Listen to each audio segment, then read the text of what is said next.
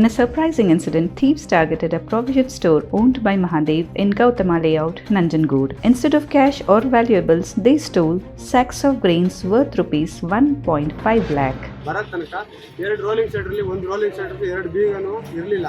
ನಮ್ಮ ಮನೆಯವ್ರ ಬೀಗ ಹಾಕಿದ್ರೆ ನಾವು ಇರಲಿ ಅಂದ್ಬಿಟ್ಟು ನಾನು ಫೋಟೋ ತೆಗೆದು ನಮ್ಮ ಮನೆಯವ್ರ ಬೈಯೋ ಅಂದ್ಬಿಟ್ಟು ನಾನು ಫೋಟೋ ಕಳ್ಸೋಂಬಿಟ್ಟು ಒಂದು ಫೋಟೋನ ತೆಗೆದೆ. ಆಮೇಲೆ ಅಕ್ಕಪಕ್ಕದಲ್ಲಿ ಅಕ್ಕಿ ಎಲ್ಲ ಚೆಲ್ಲಿತ್ತಲ್ಲ, ಆಮೇಲೆ ಓಪನ್ ಮಾಡಿ ನೋಡಿದಾಗ ಪೂರ್ತಿ ಅಂಗಡಿಲಿ ಸಾಮಾನು ಒಂದು 60-70% ಎಲ್ಲರೂ ತುಂಬ್ಕೊಂಡು ತಗೊಂಡೋಗಿದ್ರು.